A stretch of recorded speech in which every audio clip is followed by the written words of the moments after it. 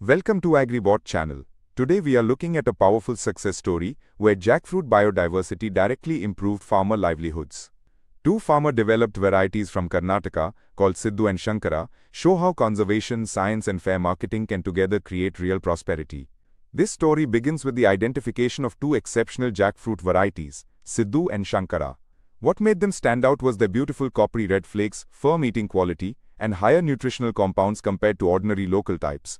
These were not lab-created varieties, but farmer-developed selections preserved in real farm conditions. That is why they became important not only for commerce but also for biodiversity conservation. The success of these varieties is rooted in the patience and vision of two farmers from Tumakuru district. Mr. S.S. Paramesha and Shri Shankariya conserved these unique jackfruit trees on their farms for more than 20 years. This is a very important point, because many valuable varieties survive only because farmers continue to protect them generation after generation. In simple words, the innovation started in the field, not in the office. These varieties were not selected just because they looked different. Siddu had around 25 to 30 flakes per fruit, while Shankara had a much higher 50 to 60 flakes, which is a very strong trait for market preference. On top of that, both showed higher carotenoids, lycopene and phenolic compounds, which are linked with color, antioxidant value, and quality. So farmers and consumers were getting both attractive fruit and better nutritional properties. Once the varieties were scientifically validated, ICAR IIHR helped bring them into the public eye. Awareness was created through biodiversity fairs, media outreach, institutional platforms, and scientific publications. This kind of visibility matters a lot because farmers often have valuable material but no access to larger markets.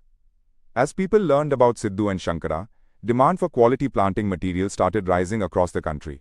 A major reason this model worked is that the commercialization was farmer-centric. ICAR IIHR formally recognized the original growers as custodians of genetic diversity, which gave them identity and respect.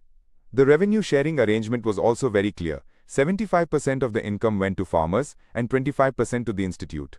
Along with that, the farmers were trained in mass propagation so they could produce planting material while maintaining genetic purity and long-term sustainability. The income transformation here is truly striking.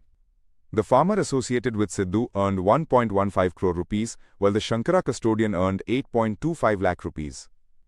Benefit-sharing payouts through ICAR IIHR were also substantial, with 49.18 lakh rupees for Siddu and 19.54 lakh rupees for Shankara.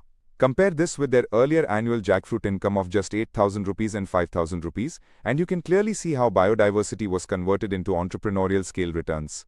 In 2023, both Siddu and Shankara were officially registered under the Protection of Plant Varieties and Farmers' Rights Authority. This step is very important because it gives formal recognition to farmer innovation, not just scientific evaluation.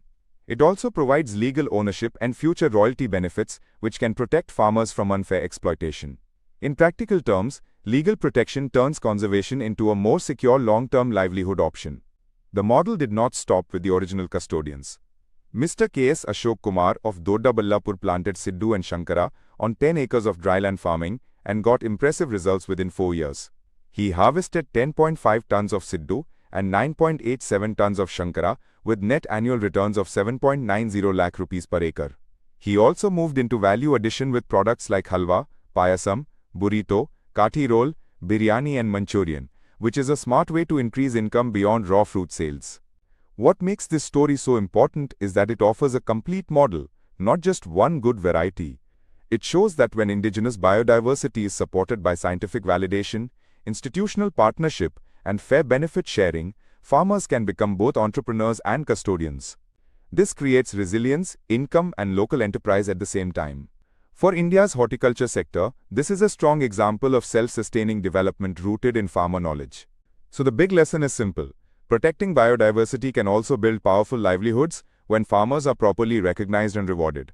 If you found this case study useful, do like, share and subscribe to AgriBot for more such inspiring agriculture success stories.